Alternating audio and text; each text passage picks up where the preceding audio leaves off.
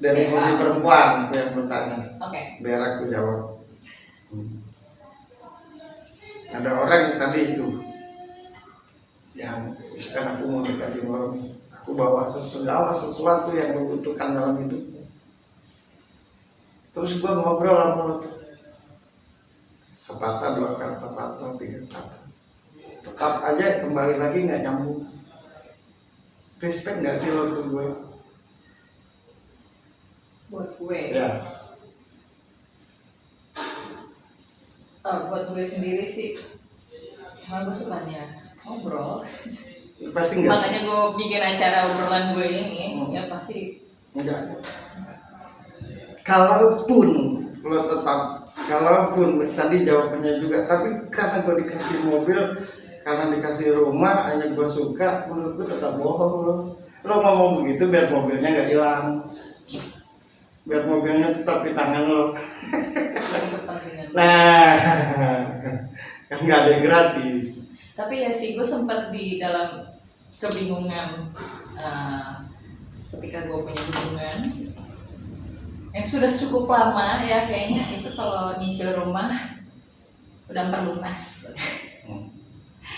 Bareng-bareng gue hidup sama dia, jujur aja.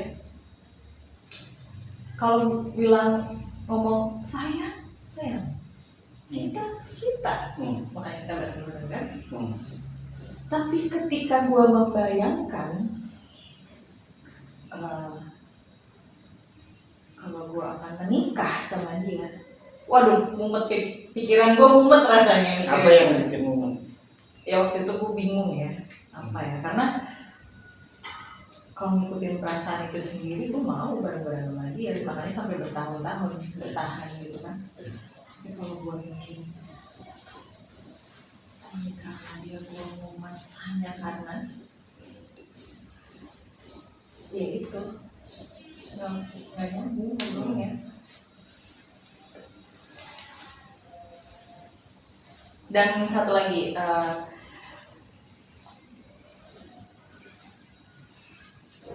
menurut gue sebagai laki-laki, ini pendapat gue ya, sebagai perempuan, laki-laki itu harus bisa dipegang kata-katanya dan ngerti harus kemana, ke kiri atau ke kanan. Nah, yang bikin gue berhenti waktu itu karena gue ngerasa dia sebagai laki-laki, dia nggak tahu mau ke kiri atau ke kanan. Padahal gue masih sayang, gue masih cinta. Oke, sekarang gue akhirnya dengan berat hati punya gue harus udah. Nah itu betapa pentingnya nyambung. Tunggu dulu. Akhirnya kita putus, dan setelah putus gue yang bilang egois, gue yang wah sudahlah, pokoknya gue tidak mengerti tentang dia. Tapi itu diajak nikah belum yakin lah. Belum yakin. Pasti gitu kan? Nggak yakin sama gue. Oke, kita nikah. Oke. Beda agama juga. Dan gua waktu itu bukan sebuah persoalan perbedaan agama itu. Bagimu ya? Bagi gue. Kalau bagi sebagian orang nggak masalah. Ya, bagi gue nggak bermasalah. Dan masih seperti orang yang nggak percaya sama gue, padahal kita sudah bertahun-tahun bareng. Bahkan kalau gue harus dipotong kepalanya buat dia, gue mau aja. Tapi dia nggak percaya, nggak yakin. Dan menurut gue yang gue ceritain tuh banyak yang ngalamin. Iya sih, pasti banyak yang ngalamin itu. Nah, pertanyaannya adalah kenapa tidak yakin? Pasti gitu kan? Iya.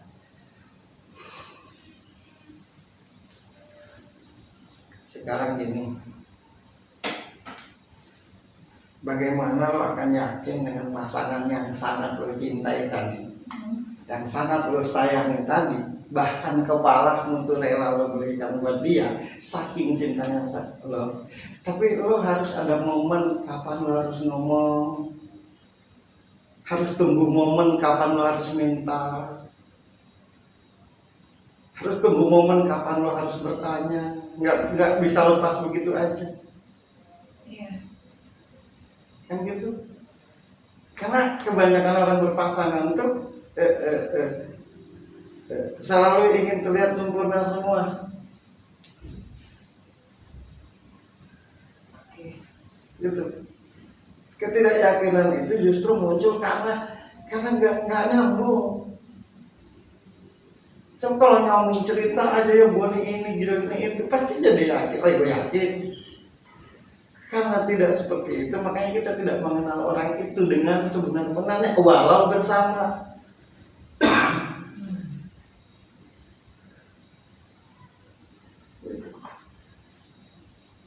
Oke, gua nggak yakin karena gua ngobrol nyambung sama dia, tapi gua masih mau. Iya.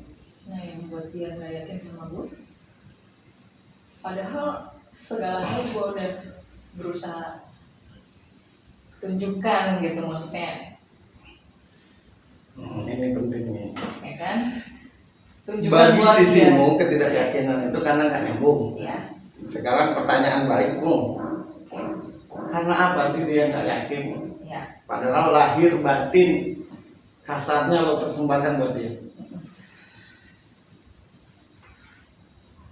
Jadi kan kebetulan si X ini cowokmu ini jatuh cinta pertama tuh menurutku karena lo cantik kan gitu ya. Gue cerita dulu, Ya. gue nggak bisa langsung gitu. Ya. Terus pacaran tuh cerita segala macam, makin tenang, makin sayang, makin ini, makin itu, makin ini. Nah celakanya lo ini supel. Hei kalau ketemu teman begini kan ya lo kan pengen tetap jadi dirimu kan. Nah menurutku laki-laki itu semakin cinta semakin gak percaya diri. Takut nanti lo ngeduain dia, takut nanti lo di luar sana seperti apa, karena saking cintanya tadi. Akhirnya dia nggak pede. Ketidakpedeannya itu yang membuat dia akhirnya tidak yakin ke lo. Apalagi ketika ngobrol, ketika nggak suka lo bantah. Karena kan menurutku kebanyakan orang pacaran itu tidak boleh ada bantahan. Nurut aja, manut aja. Ketika membantah lo nggak cinta. Ketika perempuan ngomong juga, menurutku kamu harus sabar. Sok tahu kamu, aku lebih ngerti. Sering banget gue gitu. Makanya kan aku bilang suami istri atau pacaran itu adalah kata lain kerjasama, partner hidup. Gue selalu ngerasa laki-laki ini gue di sini begitu. Ya, ketika lo mengkritik, Ketika gue berusaha buat gini, waduh perang tuh. Padahal maksud aku mengkritik atau memberi pendapat gitu. karena lo peduli, karena lo sayang kan. Iya karena gue peduli, tapi suka ditangkapnya tuh lu gak usah so tau deh. Sekarang begini, ada sopir, ada navigator. Gak mungkin kan sepanjang perjalanan untuk sopir tuh tahu ban, tahu jalan. Terus navigatornya ngomong sok tahu, merasa kepemimpinannya diambil. Terus apa gunanya jadi ada navigator? Nah tujuan adanya navigator itu untuk mengingatkan supaya jangan nabrak.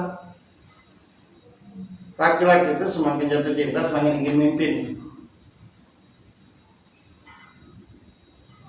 Bagi sebagian orang mungkin itu. Apa gua tuh dominan gitu? Oh enggak. Bagiku lagi. Ya, Lo jadi istriku. ya. Lo nggak ngasih pendapat, lo nggak ngingetin gue. Kan gue bukan malaikat Gi, pasti ada salahnya. Terus lo nggak berfungsi seperti itu, lebih baik kita bercerai Gi. Kalau aku, sekali lagi aku ucapkan ini, kalau aku butuh lo tampar, karena menurutku nggak mungkin lo mau ngajak gue ke jurang. Lo sayang, lo nggak mau kan gue hancur. Apa pasanganku bodoh aja mau gue mintain pendapat?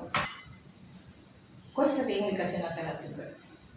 Terus gini, Sama pasangan lo sayang sama gue sayang sama lo, kita bersama. Ketika sedih lo nangis sendiri ke dinding sebelah kanan, ketika gue sedih gue nangis sendiri ke dinding sebelah kiri, kemudian sambil mabok. Terus apa tujuan kita bersama Gi? Kalau aku mending bercerai aja, ku bunuh mati aja perasaanku. sambil mabok, abis itu kenal cewek lain Ya. lagi. Terus aku menunggumu kok Birgi nggak WhatsApp gue sih, sebentar gue kusut. Kita ini bukan dalam film, realita kehidupan. Gue nggak gengsi, sini dulu peluk gue capek. Itu tujuan pasangan. Kalau bagiku, Ya.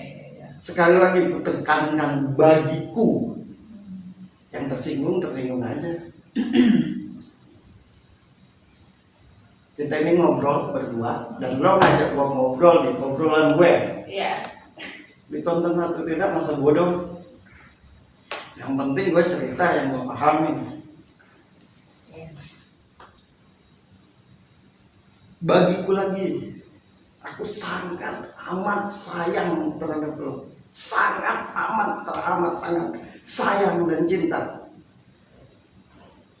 Terus kita tidur, lo ngadap sebelah kiri, gue ngadap sebelah kanan, dan lo nangis Gi. Nangis mungkin tertekan, mungkin capek. Apa di situasi itu yang orang bilang cinta itu buta? Enggak, bukan itu maksudku.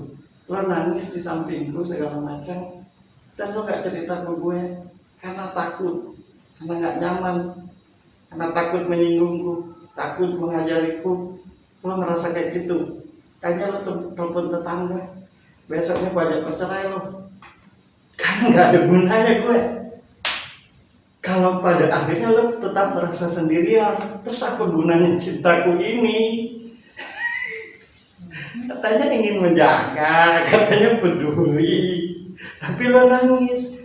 Nelpon tetangga, mending ibu-ibu temanmu. Gimana lo cowok? Tambah miris gitu gue. Banyak yang milih bertahan loh. Ya bertahan itu karena mengedepankan perasaan, nggak rasional. Tapi dia terzalimi, nggak ada harga diri. Kalau aku nggak, aku bunuh mati aja cintaku daripada aku makan hati. Karena aku yakin di luar sana jutaan atau ribuan atau jutaan perempuan yang mungkin, bukan mungkin, pasti ada satu aja yang nyambung. Jadi ketika gue putus sama lo, ya gue yakin akan ketemu yang lain. Masa gue 15 tahun nikah sama lo, nangisnya sama Yepi, kameramen ini.